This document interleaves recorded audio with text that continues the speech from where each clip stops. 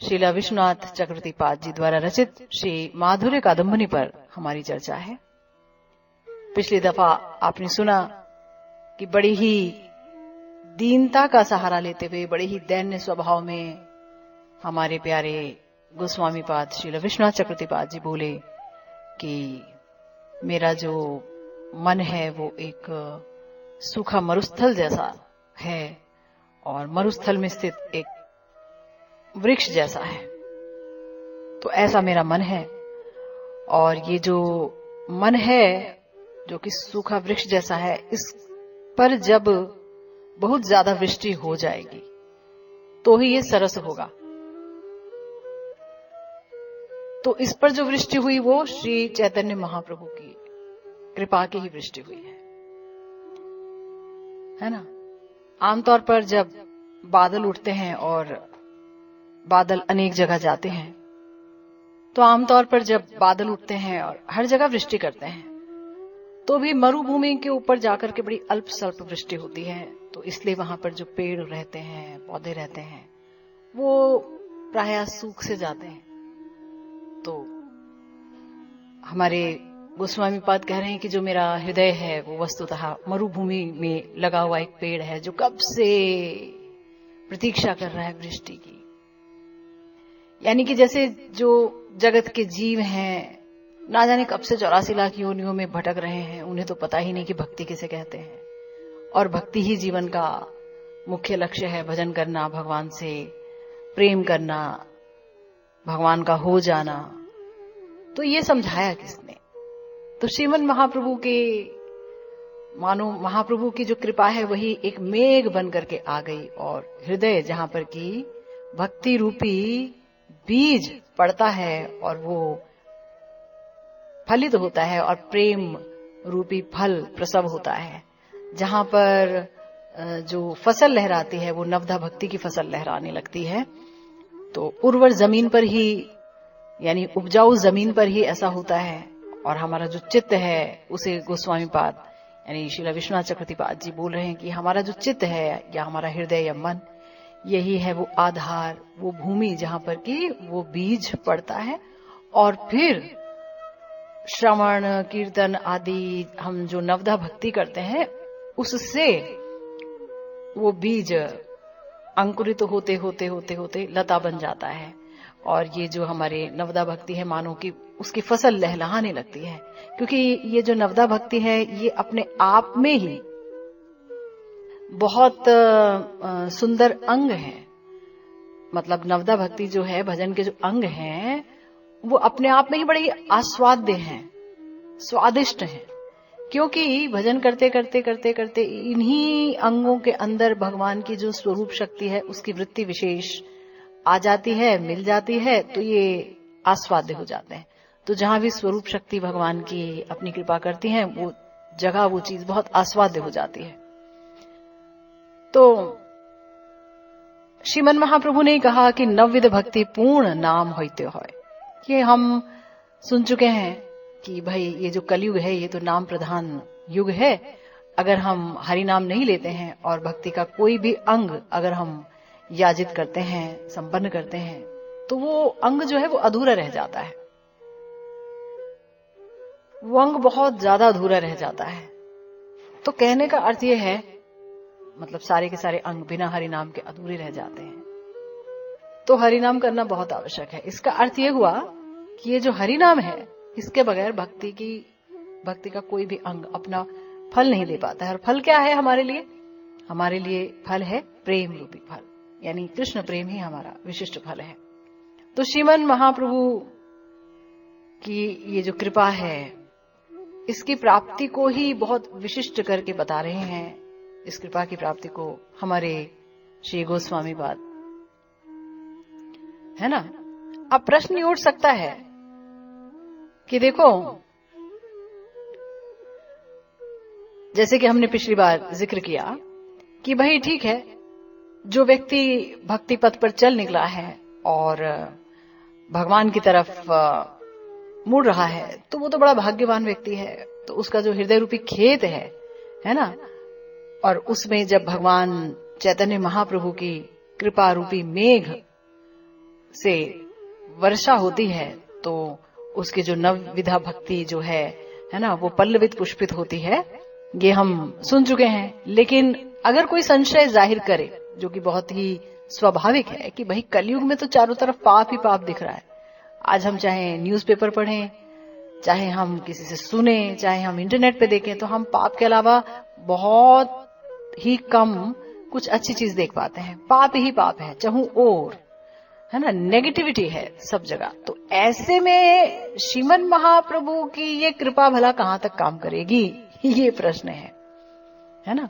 भाई जो तो भगवान की तरफ मुड़ा है तो चलो उसके ऊपर तो काम कर गई, लेकिन जो बिल्कुल ही विमुख है और पाप में फंसा हुआ है, अविद्या का मारा पड़ा है, जो इस जगत को और इस जगत के लोगों को ही सब कुछ समझता है कि यही सब चीजें अपनी है, तो उन पर कैसे ये कार्य करेगी, ये प्रश्न उठता है।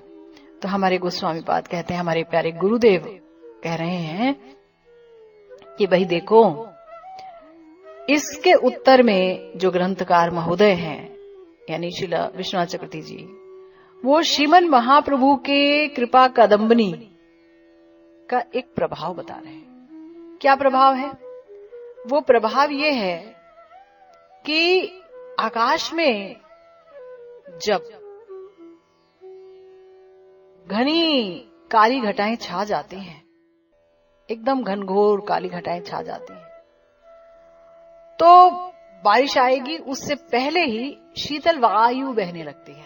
हमने महसूस किया है, जब घटाएं छा जाती हैं और लगता है कि अब बारिश आएगी, है ना, और पानी वाली घटाएं छा जाती हैं, तो उससे पहले क्या होती है, ठंडी ठंडी हवा बहने लगती है, शीतलता का संचार होता है चाहूं और, है ना। और तब क्या होता है, तब जो ग्रीष्म ऋतु का जो प्रबल ताप है, क्योंकि गर्मी बहुत पड़ती है, तो गर्मी में जो ग्रीष्म ऋतु का जो प्रबल ताप है, उससे जो झुलसता हुआ व्यक्ति है, उसका मन, उसका तन बड़ा ही ठंडक महसूस करता है, ये हम सब जानते हैं, है ना। तो अंदर और बाहर व्यक्ति का बड़ा ही शीतल हो जाता है। इसी प्रकार से श्रीमन महाप्रभु की जो कृपा रूपी जो कादम्बनी है, जो मेघमाला है, जब वो बरसात होगी हृदय में, है ना, उससे पहले क्या होगा, महाप्रभु की कृपा का जो प्रारंभिक प्रभाव है वो क्या होगा कि कामना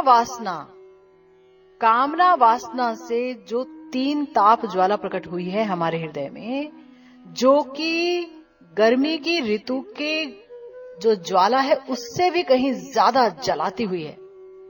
भाई गर्मी की ऋतु किस चीज को जलाएगी? शरीर को जलाएगी, है? लेकिन जो कामनाओं की ज्वाला है कि मैं ये बन जाऊं, वो बन जाऊं, मेरा ये हो जाए, वो हो जाए, वो तो हमारे पूरे मानस को ही जला देगा, हमारे अंतर्मन को ही जला देगा, दग्ध हो जाएगा सब कुछ। उसी के घात प्रतिघात की तरंगों में जो आत्मा है वो तो बर्बाद हो जाएगी, है ना। तो हमारे गोस्वामी जी कह रहे हैं कि महाप्रभु की जो ये कृपा है ना, उसका प्रारंभिक प्रभाव ये है कि वो जो कामना वासना से त्रिताप ज्वाला जली है, आध्यात्मिक ताप, अधिभौतिक ताप, अधिदैविक ताप, ये बड़ी इंपॉर्टेंट बात है ये जानना कि 3 तरह के ताप हैं क्या। अधिभौतिक ताप, अरे भाई जो व्यक्ति भजन करता है, भजनानंदी है, जिसे भगवान से ही मतलब है, भगवान के रूप गुण लीला माधुर्य में जो हमेशा सतत डूबा रहता है, तो ऐसा व्यक्ति का कोई दुश्मन हो ही नहीं सकता है। वो कभी किसी से द्वेष करेगा ही नहीं, है ना। क्यों द्वेष नहीं करेगा? क्योंकि उसे पता है कि मेरे तो ठाकुर जी ही सब कुछ है और सब में भगवान की अवस्थिति है, सबके हृदय में भगवान है, सबका हृदय भगवान का मंदिर है। तो किसी से द्वेष करने का उसके लिए प्रश्न ही नहीं उठता। तो उसको अधिभौतिक ताप कैसे सताएगा? अधिभौतिक ताप ये होता है कि किसी व्यक्ति के द्वारा हमें सताया जाना, कोई व्यक्ति, कोई पशु वगैरह।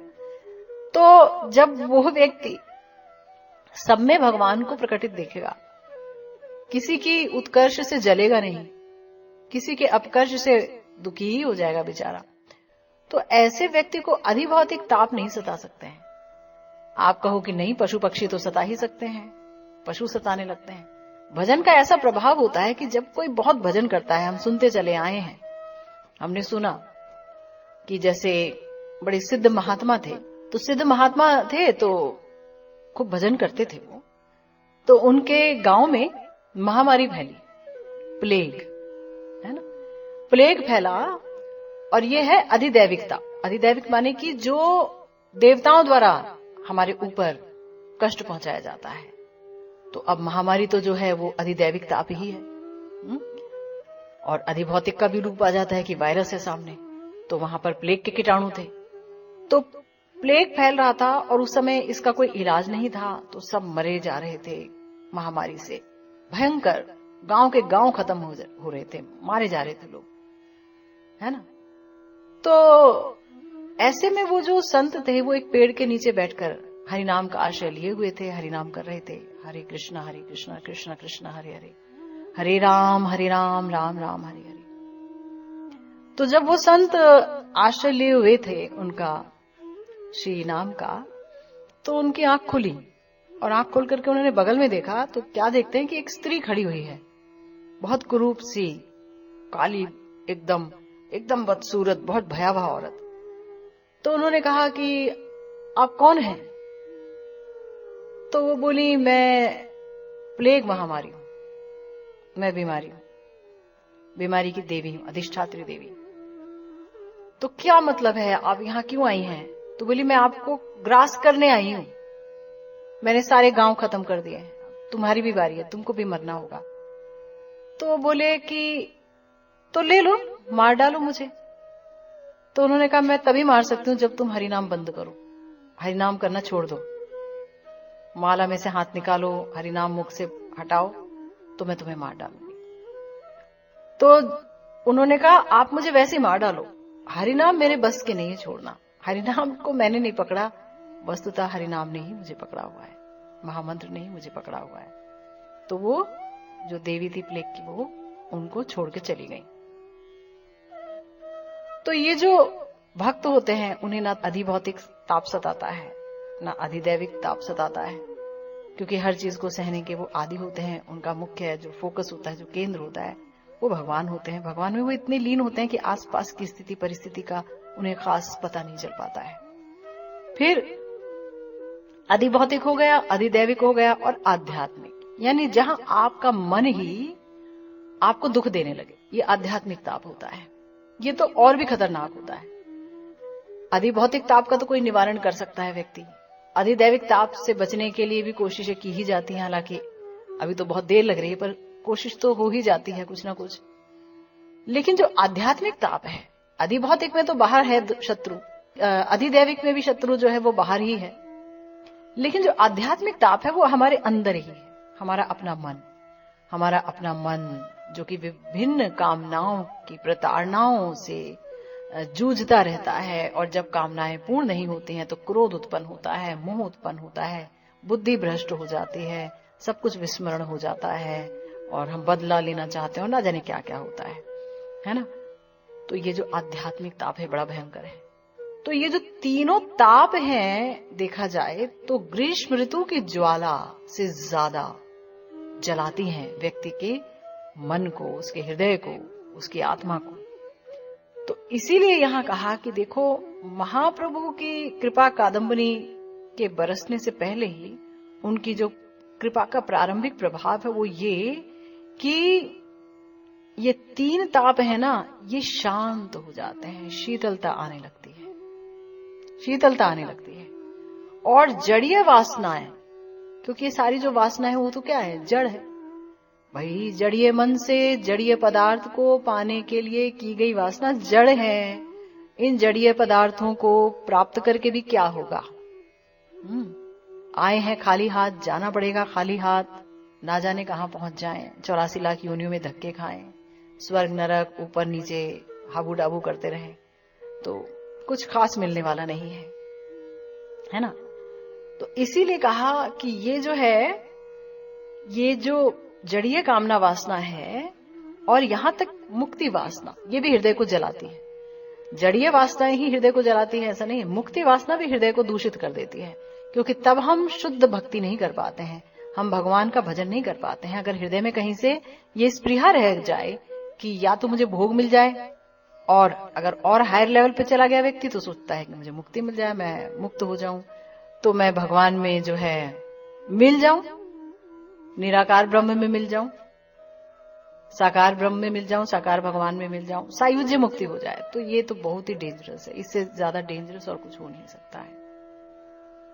तो इसीलिए कहा गया है हृदय से ये जितनी भी ये जो काम वासनाएं हैं और यहां तक कि मुक्ति वासना, वो श्रीमन महाप्रभु की कृपा की जो वृष्टि धारा है, वो पड़ने से पहले ही क्या होता है, वो जो शीतल हवा बहती है ना, उस रूप में मान लीजिए कि वो आने वाली है कृपा, और उससे पहले ही हृदय से ये सारी वासनाएं मुक्ति की भुक्ति की ये तिरोहित हो जाती हैं।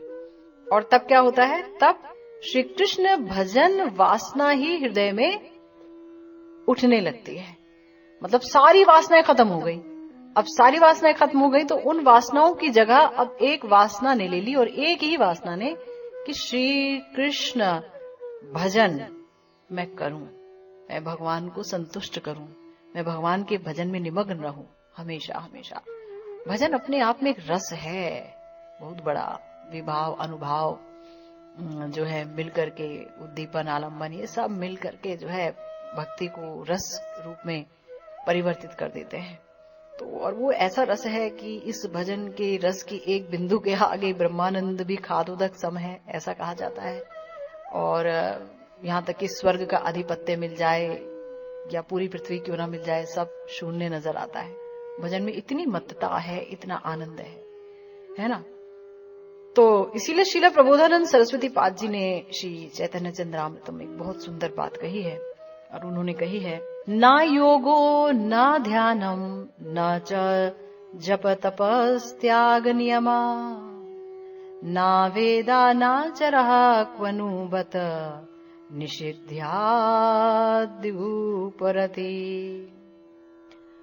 अकस्मा चैतन्य अवतरति दयासार हृदये, पुमार्थानां मौलिं परमिहा मुदा लुण्ठति जनः। बड़ी सुंदर बात कही गई है। कह रहे हैं कि देखिए, जिनका योग, ध्यान,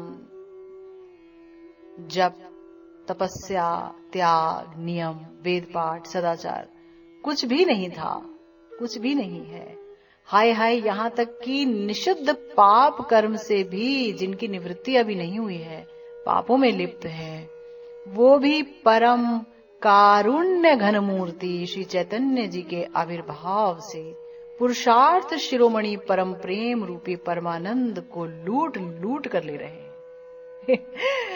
कितनी सुंदर बात है। देखिए, श्री चैतन्य महाप्रभु जब इस धराधाम पर प्रकट हुए, उस समय तो स्थिति ऐसी ही थी कि उनका नाम सुनते ही या उनके मुख से हरि नाम सुनते ही, उनका दर्शन करते ही, उनका स्पर्श करते ही, है ना, उनके भक्तों का दर्शन करते ही व्यक्ति जो है अनायास ही प्रेम को प्राप्त कर लेता था। और ये श्रील प्रबोधानंद सरस्वती पाद कह रहे हैं। श्रील प्रबोधानंद सरस्वती पाद जो कि काशी में एक बहुत ही बड़े मायावादी सन्यासी थे। मायावादी सन्यासी क्या करते हैं, उनका क्या गुण है? वो लोग श्री कृष्ण के श्री विग्रह को, उनके नाम को, रूप को, गुण को, लीलाओं को माया के समान मानते हैं। माया के समान मान करके वो लोग जो है उनका भजन नहीं करते हैं, कृष्ण नाम तक को वो ठीक से नहीं लेते हैं, है ना। वो लोग सोचते हैं कि हम वेद का पाठ करें, उपनिषदों का पाठ करें, वेदांतों का पाठ करें, इन सब में हम लगे रहें, लेकिन हम जो है ये श्री कृष्ण का नाम आदि ये सब क्या है, ये तो माया है। उनके लिए माया होती है, वो यही सोचते हैं, निराकार को ही वो ब्रह्म मानते हैं। तो प्रकाशानंद सरस्वती जी क्या थे? वो थे एक मायावादी सन्यासी, और मायावादी सन्यासी होने के कारण वो जब देखते थे कि श्रीमन महाप्रभु जब काशी आए, और महाप्रभु के बहुत सारे फॉलोअर्स हो गए, अनुयायी हो गए, क्योंकि महाप्रभु सदा सतत कृष्ण नाम में डूबे रहते थे, और हरे कृष्णा कहते हुए उनके आंखों से निरंतर अश्रुपात होते थे। तो लोगों ने प्रकाशानंद सरस्वती जी को बताया कि भाई ऐसे एक सन्यासी आए हैं, देखिए वेश तो हमारे जैसा है, लेकिन वो जब देखो तो हरिनाम करते रहते हैं और पता नहीं क्या सब करते रहते हैं। तो बड़ी अजीब सी बात है, वो तो कहीं मतलब बड़े भावुक से हैं और भावुक नहीं होना चाहिए। तो प्रकाशानंद सरस्वती जी ने कहा, रे भावुक सन्यासी हैं, वो क्या पाएंगे, कुछ नहीं पाएंगे। अब आपको तो पता ही है कि काशी में बहुत सारे लोग श्रीमन महाप्रभु के भक्त बन गए, उन्होंने मायावाद छोड़ दिया, ऐसे अनेक लोग थे। तो उनमें से एक व्यक्ति थे महाराष्ट्र के ब्राह्मण। तो महाराष्ट्र के जो ये ब्राह्मण थे, इन्होंने भी मायावाद छोड़ करके और श्रीमन महाप्रभु की शरणागति ली थी, चैतन्य महाप्रभु की शरणागति ली थी मायावाद छोड़ करके। तो उनको बड़ा ही दुख होता था कि महाप्रभु की इतनी निंदा करते हैं प्रकाशानंद सरस्वती और उनके 10,000 शिष्य सन्यासी लोग। तो उन्होंने कहा कि महाप्रभु, मैं भिक्षा के बहाने सबको मैंने बुलाया है, वो भिक्षा करेंगे। देखिए वैष्णव भाषा में, वैष्णवों में जब लोगों को खाने पर बुलाया जाता है तो उसे कहते हैं भंडारा, है ना। और सन्यासियों में जब खाने पर बुलाया जाता है तो उसे कहते हैं भिक्षा। तो मैंने उन सबके लिए भिक्षा आयोजित की है, वो सबके सब आएंगे, तो श्रीमन महाप्रभु आप भी जरूर आइए। तो महाप्रभु ने कहा ठीक है, अब ये तो अनुगत्य है ये व्यक्ति, तो ठीक है, अब इनकी बात माननी चाहिए। उन्होंने कहा ठीक है आप चलिए, मैं जरूर आऊंगा। और वो गए। और तो क्या था कि वहां पर मतलब अनेक सन्यासी आए थे और बीच में बहुत सुंदर सा एक तख्त लगाया गया था। उस तख्त के चारों तरफ तकिए वगैरह लगाए गए थे और प्रकाशानंद सरस्वती उस पर बड़े अच्छे से विराजमान थे। और वहां पर जो है बाकी सन्यासी नीचे बैठे हुए थे। श्रीमन महाप्रभु वहां गए तो जहां पैर धोने का स्थान होता है ना, क्योंकि भारतीय परंपरा में एक चीज है कि आप जब अंदर जाएंगे घर के अंदर तो पहले हाथ पैर धो लेंगे, तब घर में प्रवेश करेंगे। आज कोरोना के समय में इस चीज की बहुत जरूरत है और कहते हैं कि भाई हमारे अंदर सदाचार होना चाहिए जैसे पहले थे सदाचार। तो बड़ा सदाचार यही है कि बाहर जाएंगे तो घर में अंदर आने से पहले हाथ पैर धोएंगे। अभी तो हमारे यहाँ फ्लैट बने रहते हैं, तो पहले घर की एंट्री होती है, फिर बाथरूम अंदर होते हैं, फिर जाया जाता है। पहले ऐसा नहीं होता था, ये सब पहले बाहर होते थे। तो बाहर से ही हाथ पैर आदि धो करके, या बाहर नलका होता था, चापाकल होता था बर्मा, तो हाथ पैर, या कुआं होता था, हाथ पैर धो करके तब व्यक्ति अंदर जाता था। तो ऐसे ही वहां महाराष्ट्रियन जो ब्राह्मण थे उनके घर में भी वही अरेंजमेंट था। और वहां पर कई सारे कलसे पानी के रखे हुए थे और उस पर जो है मग रखे हुए थे और पैर पोंछने के लिए भी तौलिए रखे थे। व्यक्ति था वहां पर कि जो आएंगे सन्यासी लोग तो उनके चरण धुलाए जाएंगे। तो जब श्रीमन महाप्रभु पहुंचे तो पैर धोने के बाद वो वहीं पास में ही बैठ गए। अब प्रकाशानंद सरस्वती जी ने पूछा वो कौन है, क्योंकि महाप्रभु देखने में तो बहुत ज्यादा आकर्षक थे और बार बार अपनी आंख में पूछे जा रहे थे, क्योंकि कृष्ण कृष्ण कृष्ण कृष्ण केशव केशव केशव केशव कृष्ण कृष्ण कृष्ण कृष्ण केशव केशव केशव केशव ऐसे भगवान का नाम लेते रहते थे। हमेशा उनकी जुबान पर भगवान का नाम रहता था। राधा रानी का महाभाव लेकर आए हैं तो कृष्ण नाम का आस्वादन तो उनके लिए बहुत ही अपूर्व था ही। तो प्रकाशानंद सरस्वती जी ने पूछा वो कौन है वहां पर जो बैठा है। तो उन्होंने कहा वही है कृष्ण चैतन्य भारती। अच्छा वही है, कहो यहाँ आए, अंदर आए, वहां क्या बैठे। तो सबने कहा, बोले नहीं हम यही ठीक है। तो फिर प्रकाशानंद सरस्वती जी ने कहा नहीं बोलो अंदर आने को। तो उन्होंने कहा नहीं ठीक है, यहीं पर ही ठीक है, हम बहुत अच्छे संप्रदाय से संन्यास नहीं लिए हुए हैं, हम यहीं पर बैठे रहेंगे। तब प्रकाशानंद सरस्वती के सामने और समस्त सन्यासियों के सामने श्रीमन महाप्रभु ने अपना एक ऐश्वर्य प्रकट किया कि बैठे बैठे ही उन्होंने ऐसा ऐश्वर्य प्रकट किया कि जैसे सुबह जब सूरज उगता है तो उसकी लालिमा और उसका पीलापन जो होता है, गोल्डन आभा और ऑरेंजिश ह्यू उसके साथ जो होता है, वैसा उन्होंने अपने शरीर पर प्रकट कर दिया। वो इतने गोल्डन और इतने ऐश्वर्यमय नजर आने लगे, इतने सुंदर, चहुं ओर जैसे प्रकाश सा फैलने लगा, जिसे देख करके सब सन्यासी उठ खड़े हुए जो उनकी निंदा करते थे। और श्रीमन महाप्रभु को देख करके प्रकाशानंद सरस्वती जी भी खड़े हो गए और तुरंत भाग करके आए और उनका हाथ पकड़ करके ले गए। हाथ से पकड़ लिया उन्होंने, नहीं नहीं आप अंदर चलिए, यहाँ नहीं बैठना, अंदर आइए हमारे पास। बैठ गए तो उन्होंने कहा भाई आप भी सन्यासी हैं और हम भी सन्यासी हैं, और देख के तो बिल्कुल लग रहा है हमारी जात भाई हैं। तो फिर एक सवाल ये है कि आप हमेशा भावुकों की तरह हरि नाम लेते रहते हैं, इसका क्या मतलब है? आप ये कृष्ण कृष्ण गाते रहते हैं, ये सन्यासियों का आचार व्यवहार नहीं है, वो तो बहुत सीरियस होते हैं, हम लोग महामंडलेश्वर हैं हम लोग, देखो तो आप वो ये सब नाम क्यों गाते हैं? अब महाप्रभु ने सोचा कि भैया ये तो इतने घमंडी व्यक्ति हैं, या तो इनसे लड़ाई की जाए, या दिखाया जाए कि हम इनसे श्रेष्ठ हैं, या दिखाया जाए कि हम जो है इनसे नीचे हैं। तो क्या करें? हमारे चैतन्य महाप्रभु जहां संकीर्तन के पिता हैं, वहीं पर वो दैन्य के पिता हैं। जो उन्होंने कहा ना, तृणादपि सुनीचेन तरोरिव सहिष्णुना, ना केवल उन्होंने कहा अपितु उसका उन्होंने अक्षरशः पालन करके दिखाया है पूरे अपने जीवन में।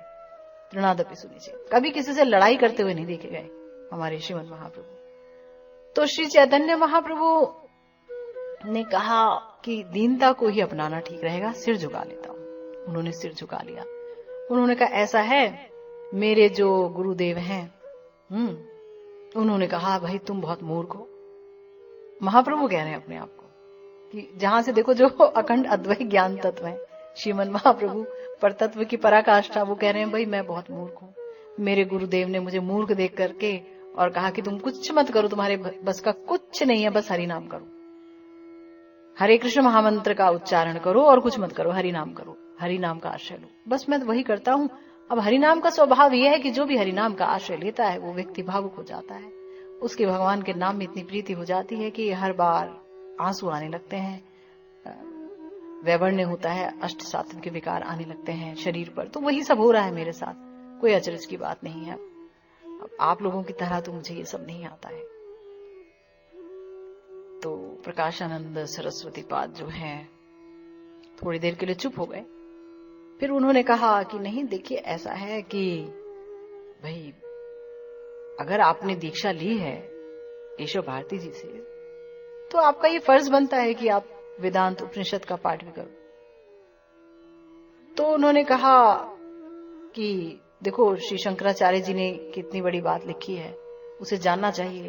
तो उन्होंने कहा जो शंकराचार्य जी ने लिखा है और जो आप लोग श्लोक पढ़ रहे हैं वो सब मुझे अच्छे से पता है, मगर जो अर्थ आप बताते हैं वो मुझे कभी समझ नहीं आता, इसका अर्थ ये नहीं है। और ऐसा करते करते श्री चैतन्य महाप्रभु ने, प्रकाशानंद सरस्वती जी ने जो अर्थ बताए, अद्वैतवाद परक व्याख्याएं की, मायावाद परक व्याख्याएं की, सो अहम तत्वमसि आदि की, अहम ब्रह्मास्मि की मैं ही ब्रह्म हूं, इन सब के खिलाफ, इन सब के विपक्ष में जो सत्य बात को उन्होंने उकेर करके प्रकाशानंद सरस्वती जी के सामने रखा। तो उसे सुन करके प्रकाशानंद सरस्वती जी एकदम अचंभित हो गए, क्योंकि उन्होंने ऐसी व्याख्या कभी सुनी ही नहीं थी कि ये कैसी व्याख्या, इतनी सुंदर व्याख्या।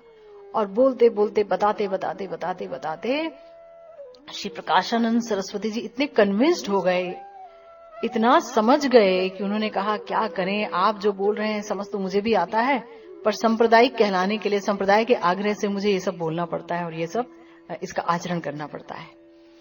तो आपने मगर जो बोला वो चीज ही अलग है। तो इस तरह से प्रकाशानंद सरस्वती जी पर कृपा कर दी श्रीमन महाप्रभु ने। और प्रकाशानंद सरस्वती जी का ये जो मायावाद का गुरूर था, ये जो अहम ब्रह्मास्मि, इसमें जो उनका विश्वास और उनका जो आचरण था वो सब टूट गया, समाप्त हो गया।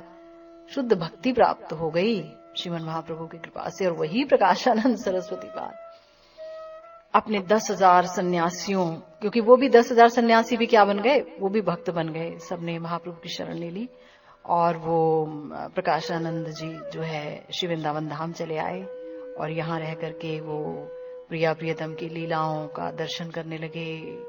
महाप्रभु की कृपा से ग्रंथ लिखने लगे, श्री राधा रसुधानिधि, श्री वृंदावन महिमामृतम, श्री चैतन्य चंद्रामृतम, बहुत सारे ग्रंथ उन्होंने लिखे। और उन ग्रंथों को पढ़ करके पता चलता है कि उन पर श्री वृंदावन धाम की बड़ी कृपा हुई, प्रिया प्रियतम की बड़ी कृपा हुई। तो वो जिनको मायावादी समझते थे या माया का विग्रह समझते थे उन्हीं के दासी पद की कामना कर रहे हैं श्री चैतन्य महाप्रभु की कृपा से, हमारी प्यारी प्रकाशानंद सरस्वती जी। और उन्होंने ही ये लिखा, ये बोला कि भैया जिनका योग नहीं है, भाई अगर कोई योग मार्ग पर चल रहा है तो हो सकता है कि उसके ऊंचे पद पर जाने की संभावना है, शायद वो कभी भक्ति मार्ग पर आ जाए। या किसी का अगर ध्यान नहीं है, मतलब कोई ध्यान नहीं लगाता भगवान का, कोई तपस्या नहीं कर पाता, जप नहीं कर पाता, कोई नियम नहीं निभा पाता, वेद ही नहीं पढ़ पाता, सदाचार है ही नहीं कुछ भी। कलयुगी व्यक्ति क्या सदाचार होगा? वो तो नहा भी लेते हैं तो भी बड़ी बात है, वो कहाँ वो जो है 3 बार नहाना और ये सब कहाँ हो पाएगा, असंभव है। तो यहाँ तक कि चलो ये सब ना हो तो ठीक है, निष्पाप तो हो, तो बोले ना पाप भी भरा हुआ है। आज आप देखिए क्या हालत है, और उस समय भी पाप बहुत ज्यादा मात्रा में था ही, और लोग बहुत पापी थे, बहुत ज्यादा। भगवान का नाम सुनते ही कान में उंगलियां डाल लेते थे और कहते थे ये हमसे चंडी पाठ जो छुड़वा देंगे, हम चंडी जी की उपासना करेंगे, हम जो है दुर्गा काली और भी बहुत सारी देवियों के नाम लेकर के बोलते थे कि हम ऐसे विषधरी आदि इन समस्त देवियों की हम पूजा करेंगे, या ये जो अद्वैताचार्य जी की तरह महाप्रभु के चरण में तुलसी डालेंगे, अरे ये तो हमारे साथ ही पढ़े लिखे थे, ये है वो है, बहुत निंदा करते थे उनकी। श्री चैतन्य महाप्रभु तो हमारे साथ ही पढ़ते थे, ये तो निमाई पंडित है, अरे ये तो साधारण व्यक्ति हैं, अरे तो शचीनंदन है, वगैरह वगैरह। भगवान मानने से इनकार कर दिया। महाप्रभु ने सोचने लगे कि अरे मैं ही सर्व अवतारी हूँ भाई, अगर मुझे ही नहीं मानेंगे तो इन्हें तो अपराध में निमज्जित होना पड़ेगा, ब्रह्म दोष लगेगा, और कुछ भी हो ये मुझे तो ऐसे नमस्कार करेंगे नहीं, कम से कम अगर मैं सन्यास ले लेता हूं तो ये सन्यास ले लिया है मैंने, सन्यासी के रूप में तो मुझे नमस्कार करेंगे, तभी उसी छल से मैं इनका सारा ब्रह्म दोष जो कि हो चुका है इनके द्वारा उसे समाप्त कर दूंगा। तो बहुत पाप था उस समय। तो पाप भी जिनका नहीं हटा था, पापाचार से, पाप के प्रति जो उनका आचरण था, उनकी स्वाभाविक वृत्ति थी, उससे भी छुटकारा नहीं हुआ था, वो भी शिला प्रबोधानंद सरस्वती पाद कह रहे हैं कि वो भी परम कारुण्य घन मूर्ति है ना, परम कारुण्य घन मूर्ति, यानी करुणा ही घनीभूत होकर के श्रीमन महाप्रभु का रूप धारण किए हुए हो भी क्यों ना, करुणा भी होगी किसकी वजह से? हमारी राशेश्वरी जी की वजह से होगी, श्री राधा रानी की वजह से ही होगी ना। श्री राधा रानी का महाभाव लेकर आए हैं तो हृदय बिल्कुल परिवर्तित हो गया है, परिवर्तित, करुणा उनकी स्वतंत्र हो गई है। अभी वो जो है आनंद घन रस मूर्ति के साथ साथ परम करुण घन मूर्ति भी हो गए हैं, है ना। तो परम करुण कारुण्य घन मूर्ति श्री चैतन्य महाप्रभु के आविर्भाव से पुरुषार्थ शिरोमणि, यानी देखिए 4 पुरुषार्थ कहे गए हमारे यहाँ पर शास्त्रों में, धर्म, अर्थ, काम और मोक्ष, ठीक है। तो आज तो जो है धर्म कोई जानता नहीं, धर्म क्या है, हिंदू मुस्लिम कहते हुए लोग लड़ाई करते रहते हैं कि ये धर्म है, जबकि ये तो धर्म ही नहीं है, तो टाइटल्स हैं, इसे धर्म नहीं कहते हैं। धर्म क्या है? भगवान से प्रेम करना धर्म है। भगवान से प्रेम करना ही परम धर्म है। सावय पुंसा परो धर्मो ये तो भक्ति अधुक्षजे, भगवान की भक्ति करना ही परम धर्म है। तो वो तो कोई जानता ही नहीं है, तो इसलिए ये जो धर्म है उससे भी लोग गए, क्योंकि उन्हें लोगों को पता ही नहीं है कि धर्म क्या है। अगर वो कोई यज्ञ आदि करेंगे तो उसमें भी वो जो सामान इस्तेमाल करेंगे तो वो बड़ा ही दोष युक्त रहता है, शुद्ध कुछ भी नहीं मिलता है, और कामनाएं भतेरी रहती हैं। तो धर्म का स्वरूप नहीं जानती आज की जनता, पैसा जानती है, वो अर्थ ही आज ईश्वर बना फिर रहा है। पैसा पैसा पैसा, अर्थ और काम, पैसा हो और कामनाओं की पूर्ति हो। जिसके पास जितना पैसा वो उतना ही बिगड़ा हुआ, वो उतना ही पाप करेगा, वो उतना ही व्यसनी होगा, कामी होगा। अर्थ जो है भयंकर काम को जन्म देती है। मोक्ष के बारे में उन्हें पता ही नहीं, क्योंकि वो यकीन ही नहीं करते कि जो है हम मरेंगे भी मौत भी आती है, यकीन नहीं करते। और अगर यकीन भी है तो उन्हें ये पता है कि भाई यही एक जिंदगी है जो हमें मिली है, और इसमें जितना आनंद लेना है, जितना मजे लेना है इसमें ले लो, फिर तो उसके बाद जिंदगी फिर ना मिलेगी दोबारा। मेरे ख्याल से ऐसी फिल्में भी बनती हैं, जिंदगी फिर ना मिलेगी दोबारा, यही जिंदगी है। जबकि उन्हें नहीं पता कि हम अपने आसपास जितने पशु पक्षी देख रहे हैं पेड़ पौधे, जलचर स्थलचर, ये कीट पतंग, ये सब के सब जिंदगी ही है।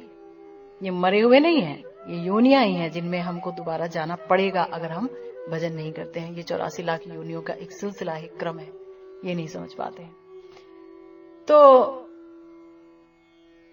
हमारे प्यारे श्रीला प्रबोधानंद सरस्वती पाद महाप्रभु की कृपा जिन्होंने प्राप्त की है वो समझ पा रहे हैं कि श्रीमन महाप्रभु भगवान है। तो इसीलिए बोल रहे हैं कि महाप्रभु के आविर्भाव से परम पुरुषार्थ जो परम प्रेम है, प्रिया प्रियतम के श्री चरणों में परम प्रेम, श्री निताई गौर के चरणों में परम प्रेम, गुरु वर्ग के चरणों में परम प्रेम। गुरु वर्ग का मतलब सिर्फ यही नहीं होता जिसने आपको दीक्षा दे दी या जो आपको शिक्षा दे रहे हैं, यही 2 गुरु हो गए, नहीं। हमारे रूप सनातन आदि जितने समस्त गोस्वामी गण हैं, हमारे श्रील प्रबोधानंद सरस्वती पाद और हमारे जितने भी आचार्य लोग हैं, वो सब गुरु तत्व हैं। तो इनके प्रति प्रेम जो है उसे भी प्रेम ही कहा जाएगा।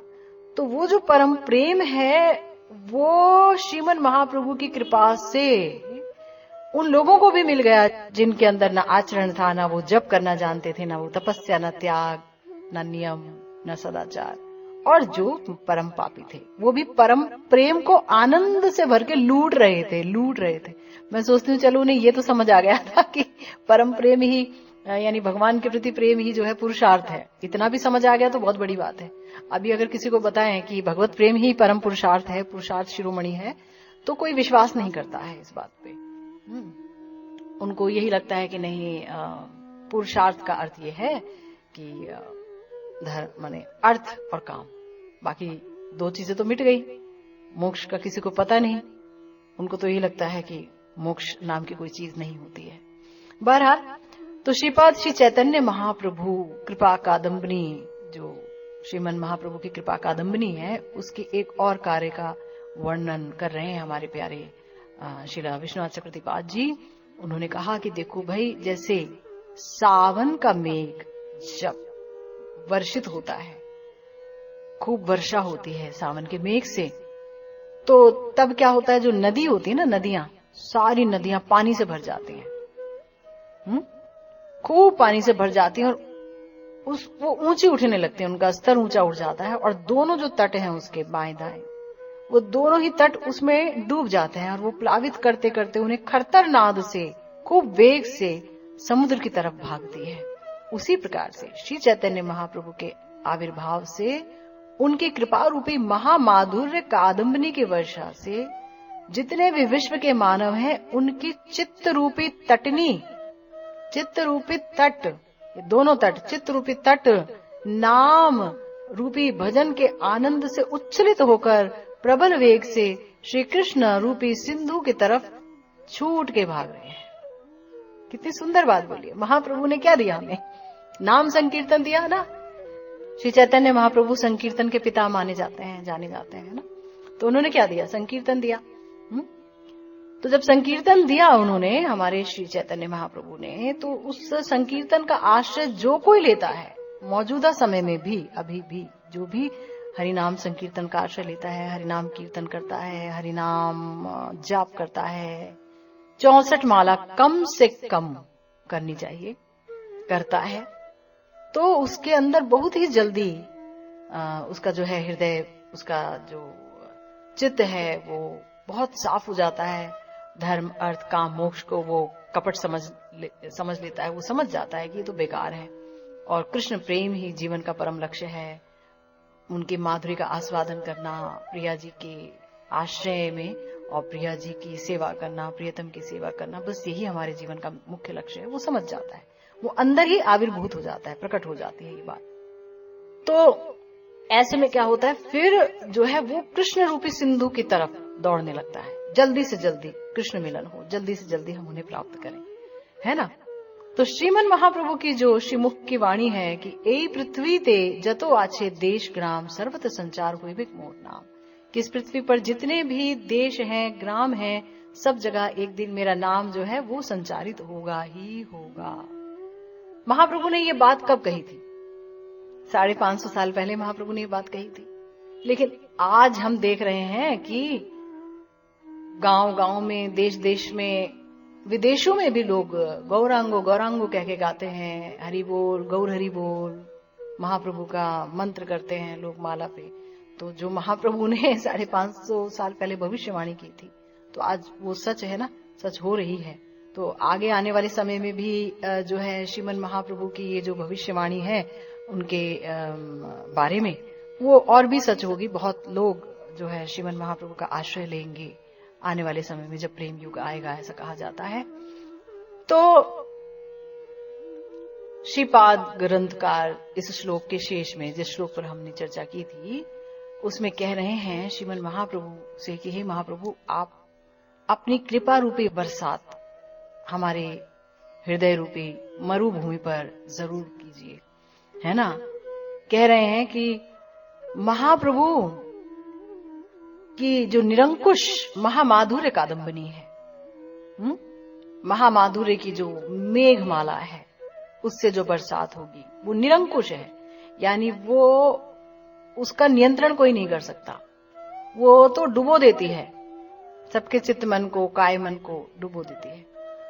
ऐसी जो श्रीमन महाप्रभु के महामाधुर्य कादम्बनी है, तो उसके लिए कहा उन्होंने कि वो दूर से ही जो मरु देश में, यानी रेगिस्तान में जो सूखा पेड़ है ना, ऐसा प्रभु मेरा नीरस चित्त है, जहां पर अभी भजन का रस आया नहीं। देखिए दैन्य उक्ति है श्रील विश्वनाथ चक्रवर्ती जी की। ये कोई सच बात नहीं है ना। वो हमारे आचार्य हैं। आचार्य जो होते हैं वो तो दैन्य की मूर्ति होते हैं, और महाप्रभु के जो भक्त होते हैं उनके अंदर तो दीनता कूट कूट के भरी होती है। अगर उनके अंदर दीनता है तो तभी माना जाएगा कि वो बहुत अच्छे भक्त हैं, वाकई महाप्रभु के चरणाश्रित हैं। तो कह रहे हैं कि मेरा जो हृदय है नीरस है, भक्ति इसमें बिल्कुल भी नहीं है। तो आपकी महामाधुर्यमयी जो कादम्बनी है प्रभु, वो ना दूर से ही, जैसे दूर से ही बरसात आती है, तो वो तो अल्प स्वल्प बरसात करती है ना मरु देश पे, तभी तो वो रेगिस्तान रह जाता है, वहां पानी नहीं होता है। और रेगिस्तान में जहां पानी होता है, छोटी सी जगह उसे कहते हैं ओएसिस। तो वो तो बहुत ही सौभाग्यशाली लोग हैं, वो लोग देख पाते हैं और वहां रह पाते हैं। लेकिन श्रीमन महाप्रभु की ये जो कृपा रूपी बरसात है, ये मेरे चित्त पर, वो दूर से ही मुझे देख लें इतने लोगों में कि अरे वो सूखा हुआ पेड़ वहां पड़ा हुआ है, और मुझे भर दें रस से, भक्ति रस से भर दें। ऐसी प्रार्थना कर रहे हैं हमारे गोस्वामी पाद। और कह रहे हैं कि हे श्रीमन महाप्रभु, मैं तो जो है मरु वृक्ष की तरह हूं, और आप अति बलिष्ठ, आपकी कृपा है, अति बलवान कृपा है। तो मेरा जो नीरस चित्त है उसमें आप श्री कृष्ण माधुर्य रस का संचार कर दीजिए। देखिए, एक बात समझनी होगी, इस जगत की हम कोई भी खुशी को प्राप्त कर लें, किसी भी संपत्ति को, धन को प्राप्त कर लें, हम कुछ भी क्यों ना प्राप्त कर लें, लेकिन हमारा चित्त अगर प्रिया प्रियतम के माधुर्य रूपी सरसता को प्राप्त नहीं करता है, तब तक वो निरानंद में रहेगा, नीरस रहेगा। आनंद का अर्थ ही है श्री राधा कृष्ण की जो रूप माधुरी, गुण माधुरी, लीला माधुरी, प्रेम माधुरी का आस्वादन करना, है ना। तो वो तो, उसके प्रदाता कौन है? उसके प्रदाता तो सिर्फ श्रीमन महाप्रभु हैं इस कलयुग में। क्योंकि ये जो ब्रज प्रेम है, ये कोई और नहीं दे सकता। जब स्वयं भगवान ब्रजेंद्र नंदन राधा रानी का भाव लेकर के आए अद्वैताचार्य जी के हुंकार पर, वो आए ही किस लिए? वो आए ही थे कृष्ण माधुर्य रूपी बरसात को करने, कि हाँ, तुम हरि नाम का सहारा लो तो तुम्हारा चित्त जो है हरि नाम करते करते शुद्ध हो जाएगा। तो मैं इसमें कृष्ण प्रेम डालूंगा, और उस प्रेम से तुम प्रिया प्रियतम की मधुरिमा का आस्वादन करना, मंदिरी भाव लेकर के, और तुम उनकी प्रेम माधुरी का आस्वादन करना, उनके गुण माधुरी का, उनकी लीला माधुरी का आस्वादन करना। तो इसीलिए तो आए हैं श्रीमन महाप्रभु। तो इसीलिए कह रहे हैं कि आप मुझे धन्य कीजिए कि ये माधुर्य रस मेरे हृदय में भर जाए। तो श्री चैतन्य महाप्रभु के परम कृपा भाजन विश्व वंदित श्रीपाद चक्रवर्ती ठाकुर महाशय की का ये जो असाधारण दैन्य है, जहां पर ये कहा गया कि सर्वोत्तम आपना के हीन कोरी माने, है ना, कि ये जो दीनता है ना, गुरुदेव ने बताया है बार बार कि जिसके अंदर बहुत प्रेम होता है तो प्रेम की वजह से वो दीन हो जाता है। ये तो पहली बात हो गई। या कोई गरीबी की वजह से दीन है, लाचार है तो दीन है, उस दीनता को दीनता नहीं कहा गया है। प्रेम से उत्थित दीनता ही है आस्वाद्य, और वही भगवान को जो है वश में भी करती है। तो ये जो प्रेम से उत्थित दीनता है वो भरी हुई है कूट कूट के हमारे आचार्यों में, और उनमें जो हमारे प्यारे श्रील विश्वनाथ चक्रवर्ती पाद हैं वो भी अपवाद नहीं है। तो उनके अंदर भी दीनता भरी हुई है, और महाप्रभु के जो भक्त हैं उनके अंदर दीनता आपको देखने को मिलेगी ही। बताया ना कि महाप्रभु का कोई भक्त है कि नहीं, वो हमें तब पता चलता है जब हम देखेंगे कि उसके अंदर सारे गुण हैं, सारे सद्गुण हैं, मगर वो इस प्रकार से रहता है कि कोई भी व्यक्ति उसे कुछ भी बोल करके चला जाए, है ना, तो वो उसे माइंड नहीं करता है। तो यानी वो बहुत दीन रहता है। क्यों? क्योंकि उसकी नजर होती है उस अपने फोकस पर, प्रिया प्रियतम पर, है ना, श्री निताई गौरांग पर। तो हमारे श्रील प्रबोधानंद सरस्वती पाद जी ने ही लिखा है एक बहुत ही सुंदर श्लोक, जिसे कि आपको सुनाते हैं। वो कहते हैं, तृणादपि सुनीचता सहज सौम्य मुग्धाकृति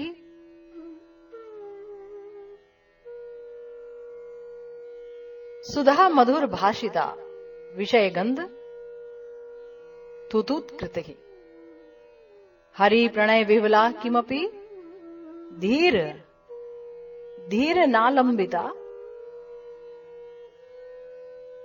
भवन्ति किल सद्गुणा जागति गौर भाजा ममी। यानी कि तृण की अपेक्षा भी सुनीचता, स्वाभाविक स्निग्ध कमनीय मूर्ति, अमृत की तरह मधुर भाषिता, श्री चैतन्य संबंध रहित विषय गंध में थुतकारिता, और गौर प्रेम के विवलता में विश्व शून्यता, ये सारे सद्गुण विश्व में एकमात्र गौर भक्त के अंदर ही देखने को मिलेंगे। इस श्लोक का अर्थ, इसका अर्थ यह है कि तृण की अपेक्षा भी सुनीचता।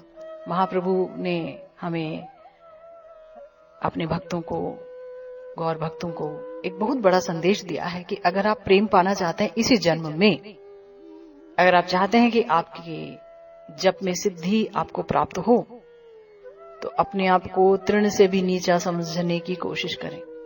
तृणादपि सुनीचे, तृण से भी नीचा, है ना। और तरुरिव सहिष्णुना, तरु की अपेक्षा, पेड़ की अपेक्षा सहिष्णु हो। अमानिना मानित, यानी अमानिना मानित यानी कि अपने लिए मान की कोई अपेक्षा ना करके दूसरों को मान देने की आदत रखें आप। यानी कि अपने को तृण से अपेक्षा नीच जानना है।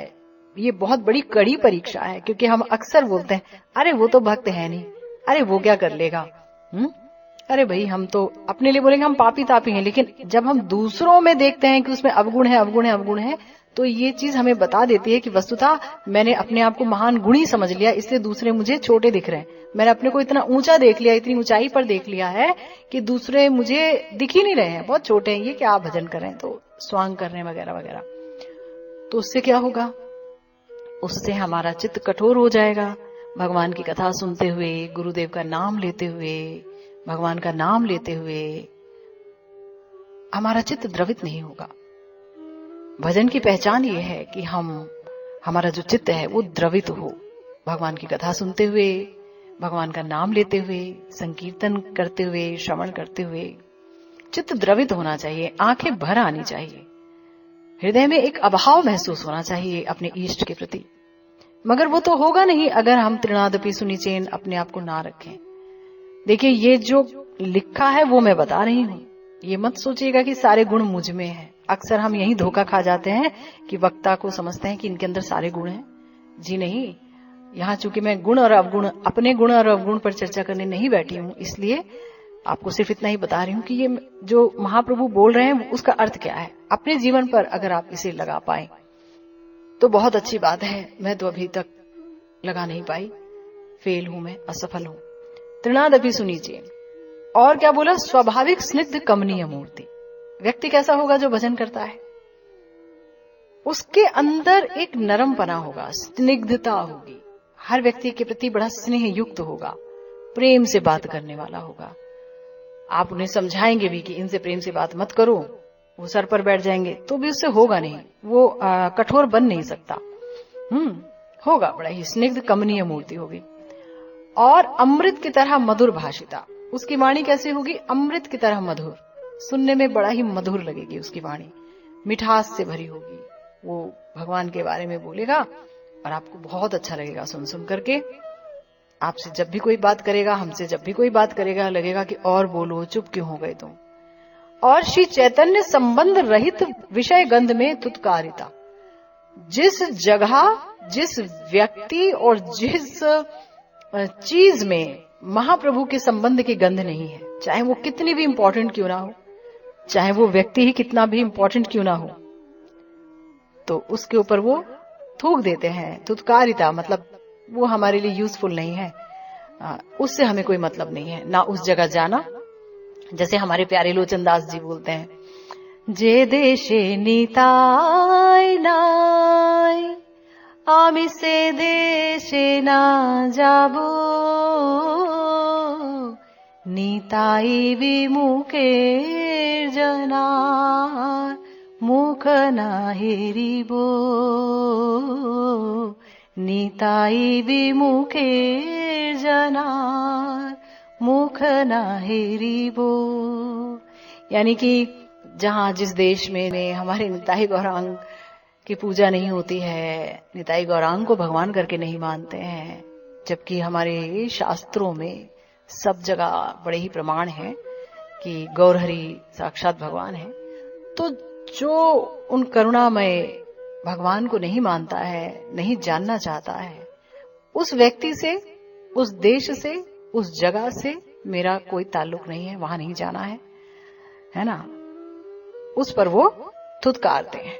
देखिए बड़ी कठोर शब्द का इस्तेमाल कर रहे हैं हमारे श्रील प्रबोधानंद सरस्वती पाद,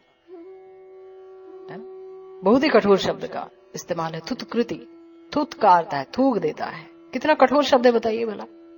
कभी लगता है कि एक परम वैष्णव, महान वैष्णव इन शब्द का इस्तेमाल करेगा, लेकिन वो ये कहते हैं कि भाई जो प्रेम को एकदम दोनों हाथों से बांट रहा है, जिसके लिए विशेष साधन भजन की भी आवश्यकता नहीं है, और जो जिसका नाम लेते ही प्रेम हृदय में संचारित हो जाता है, ऐसे निताई गौर को ना भज करके, वो भी कलयुग में विशिष्ट रूप से आए हैं हमारे प्यारे भगवान, तो फिर तुम कहाँ जा रहे हो, किसको खोज रहे हो, किन वाणियों का सहारा ले रहे हो, क्या मिलेगा? महाप्रभु जो दे सकते हैं, जो सहजता से मिल सकता है महाप्रभु के द्वारा और महाप्रभु के आचार्यों द्वारा जो उन्होंने मार्ग दिखाया उस पर चल के, वो फिर कहीं अन्य जगह नहीं मिल सकता है, अन्य जगह। तो इसीलिए वो बोल रहे हैं थुतकारिता। और बोला गौर प्रेम की विवलता में विश्व शून्यता, कि गौर प्रेम में इतने विवल हो गए, इतने विवल हो गए हैं ये गौर भक्त, इतने विवल हैं कि शून्यायतम जगत सर्वम गौर विरहीण में, ये गौरांग महाप्रभु आपके विरह में ये सारा जगत मुझे शून्य नजर आता है। उस दिन आपको बताया था ना कि शून्य का अपने में कोई मतलब नहीं होता, शून्य की कोई वैल्यू नहीं होती है। शून्य जो है वो जीरो है, तो जीरो जो है बेकार है, जीरो बेकार है। तो ये जगत बेकार है अगर गौरांग महाप्रभु का इसमें संबंध ना हो। वो व्यक्ति जो कि गौरांग महाप्रभु से संबंधित ना हो, उनको मानता ना हो, जानता ना हो, उनसे प्रेम ना करता हो, उन्हें समझ ही ना पाया हो, उस व्यक्ति से क्या लेना देना, क्या लेना देना। ये मैं नहीं कह रही हूं, ये अभी आपने सुना हमारे प्यारे श्री प्रबोधानंद सरस्वती पाद कह रहे हैं, जिनके ग्रंथों को पढ़ पढ़ करके हम लोग जो हैं सोचते हैं कि हमें मंजरी भाव मिल जाए। वो कह रहे हैं, वो कह रहे हैं। तो ये सारे जो गुण हैं वो बता रहे हैं कि सारे के सारे गुण जिनके बारे में अभी हमने चर्चा की, वो विश्व में एकमात्र गौर भक्त के अंदर ही हैं, वहीं मिलते हैं और कहीं नहीं मिलते हैं। तो कितनी बड़ी बात है, जो गौरांग महाप्रभु का भक्त है वो अपने आप ही बहुत दीन हो जाता है, सर्वगुण संपन्न हो जाता है, श्री कृष्ण प्रेम को, निताई गौर के प्रेम को पाकर के धन्य हो जाता है। गुरु तत्व की उसे इतनी अच्छे से जानकारी हो जाती है कि वो गुरु वर्ग को जो है बहुत अच्छी तरह से समझ लेता है, चरण शरणागति ले लेता है, मनुष्य बुद्धि नहीं करता है, जिसके बारे में हमारे शास्त्र बार बार हमको सचेत करते हैं। तो ऐसा व्यक्ति भजन के मार्ग का अवलंबन करके बहुत तेजी से उस पर बढ़ता है, चलता है और अंततः कृष्ण प्रेम पाकर, प्रिया प्रीतम का प्रेम पाकर के धन्य हो जाता है। तो आज जो है श्रीला विश्वनाथ चक्रवर्तीपाद जी की श्री माधुर्य कादम्बनी की चर्चा आपने सुनी। चर्चा यहीं तक। तो आज की भागवती कथा यहीं विश्राम लेती है।